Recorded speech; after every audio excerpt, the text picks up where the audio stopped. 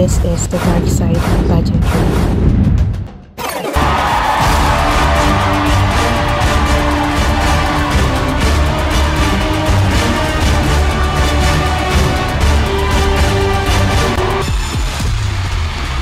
Ang mundo ng beauty pageant sa Pilipinas ay puno ng mga kwento ng tagumpay, kagandahan, at inspirasyon. Sa katunayan, ang Pilipinas ay napakayaman sa kasaysayan ng mga beauty pageants, kung saan ang mga Pilipino ay lubos na nakatutok sa palabas at sa tagumpay ng kanilang mga kandidata sa mga international na kompetisyon. Mapa Miss Universe, Miss World, Miss International o Miss Earth ay inaabangan natin yan. Pati na nga rin ang iba pang minor international pageants o kahit na nga ang mga national pageants natin. Ngunit, alam mo bang ang passion na ito sa pageantry ay nagiging daan din sa mga kontrobersya at iskandalo na kung minsan ay umaalog sa pageant scene sa ating bansa. Narito ang ilan sa mga hindi malilimutang kontrobersya, iskandalo, mainit na issue sa social media, krimen, at iba pang usapin na kinasangkutan ng ilang mga sikat at pinag-usapan ng mga kandidata.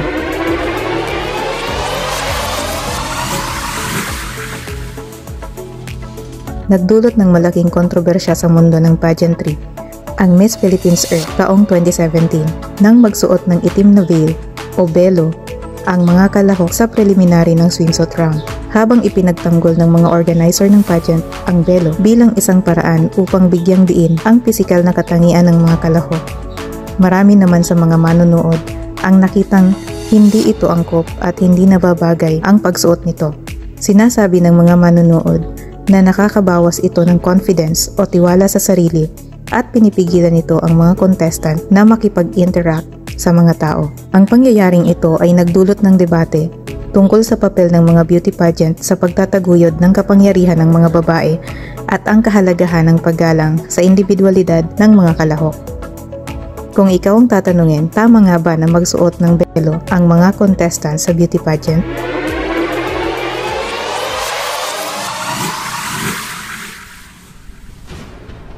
Sino nga ba ang hindi nakakaalam sa kaso ni Catherine Camilon? Camilon represented Toy Town in Batangas sa Miss Grand Philippines 2023 pageant. Siya ay isa ring public school teacher. Si Catherine Camilon ay nawala noong October 12, 2023. Iniimbestigahan ng mga otoridad ang kanyang pagkawala bilang isang pagdukot at isang police major, si Alan De Castro, na umano'y may relasyon kay Camilon, ay nahaharap sa mga kasong pagdukot at illegal na detensyon.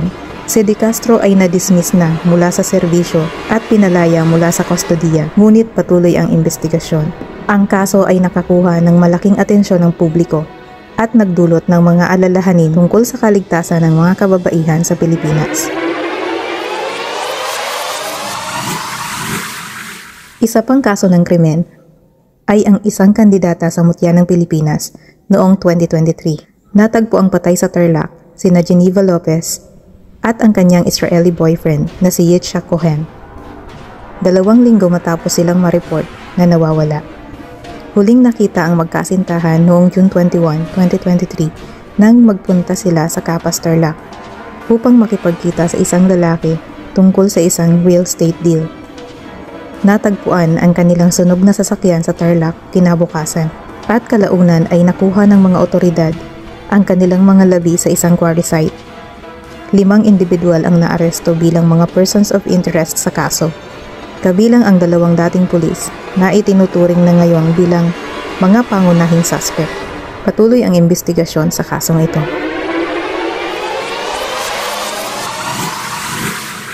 Sa kabilang banda, dumako naman tayo sa sexual exploitation. A CNA insider report revealed that sexual propositions and harassment are prevalent in the Philippine pageant scene. Sa isang interview, ibinahagi ng dating beauty queen na si Janina San Miguel ang kanyang karanasan sa pag-aalok sa kanya ng malaking halaga ng pera kapalit ng sexual na pabor na nagbibigay diin sa eksploitasyon na kinakaharap ng ilang mga kalahok. Predatory sponsors. Ang mga mayayaman at makapangyarihang sponsor na madalas may mga nakatagong motibo ay sinasamantala ang mga kalahok para sa kanilang sariling kapakanan. Hinihingi ng ilang sponsor ang mga sexual na pabor kapalit ng pinansyal na suporta o manguna sa kompetisyon. Madalas natatakot magsalita ang mga kalahok dahil sa takot na mawala ng mga sponsor at pagkakataon. Next is enforced isolation. Ang ilang mga organisasyon ng pageant ay nagpapatupad ng mahigpit na kontrol sa mga kalahok na naghihiwalay sa kanila mula sa labas ng mundo at nililimitahan ang kanilang kalayaan. Nakakapaglikha ito ng isang mahina na kapaligiran kung saan madaling mamanipula at masamantala ang mga kalahok.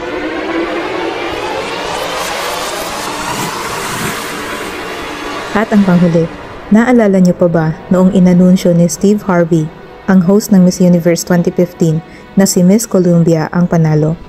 Pero kailangan niyang itama ang sarili at koronahan si Miss Philippines, si Pia Wurtzbach. Grabe ang gulo noon.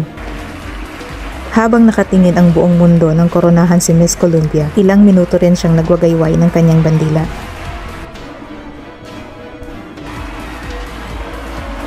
Pero biglang napagtanto ni Steve Harvey na mali ang nabasa niyang card at kailangan niyang i-anunsyo na si Pia pala ang tunay na nagwagi.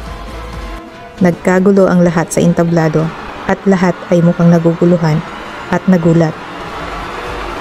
Si Pia na inanunsyo noong una bilang first runner-up ay kinoronahan bilang Miss Universe 2015. Naging viral ang buong pangyayari at pinag-usapan ng mga tao sa buong mundo ang pagkakamali at ang drama na sumunod. Kahit si Pangulong Juan Manuel Santos ng Colombia ay nagpahayag ng kanyang pagkadismaya at sinabi na para sa kanya si Miss Colombia pa rin ang nanalo. There are two women left, Colombia and Philippines. Please join me over here.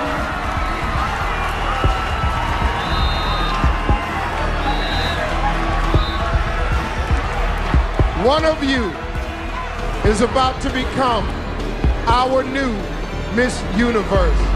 If for any reason she is unable to fulfill her duties, the first runner-up will take her place. Good luck to both of you. Miss Universe 2015 is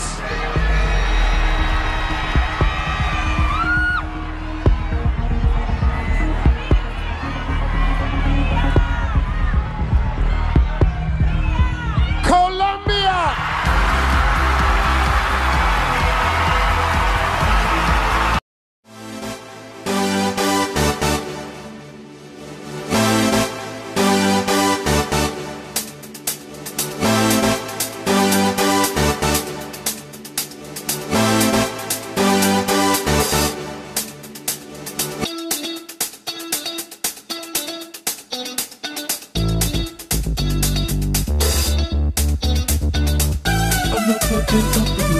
Breadcrumbs so low, baby, little hard to find you. I'm not putting up with your breadcrumbs so low. I've got better things to do. I've got something here to tell you. You've been messing me around too long. You know I've been here since the beginning. I'm not ready to do it wrong. I can feel it on the world. It's just a pain, and it's the time.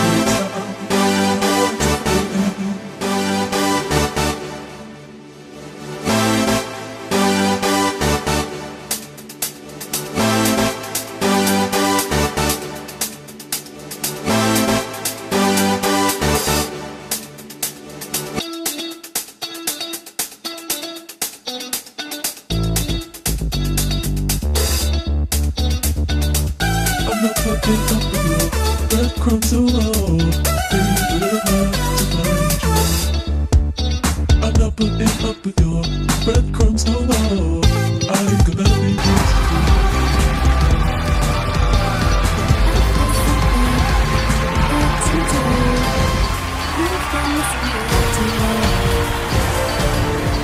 Okay, folks.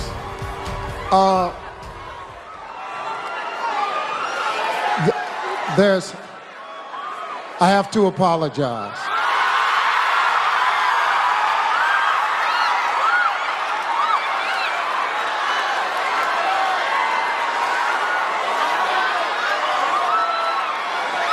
The first runner-up is Colombia.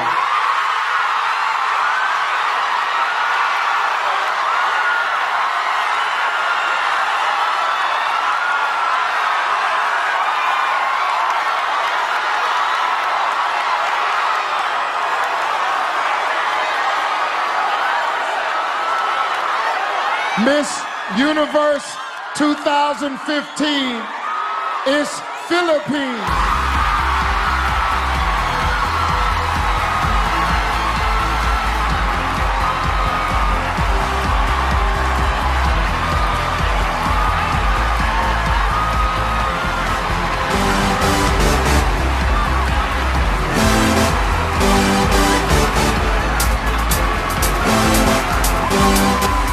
Miss Philippines, take your first walk as Miss Universe.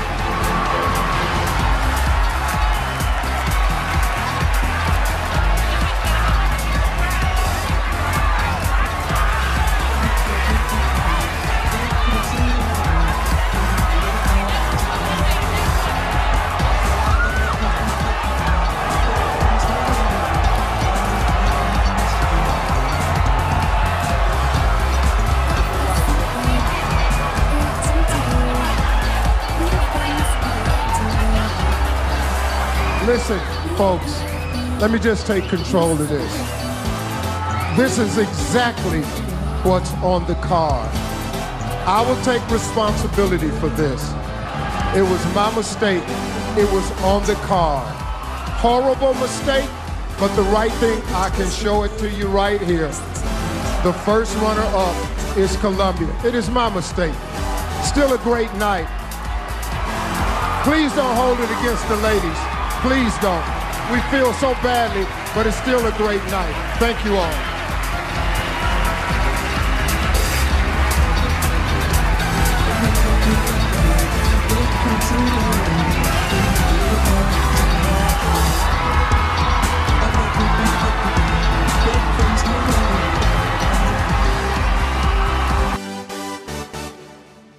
Yan muna ang update natin sa ngayon, at kung nagustuhan mo ang ating video, huwag kalimutang mag-subscribe para updated sa next upload natin.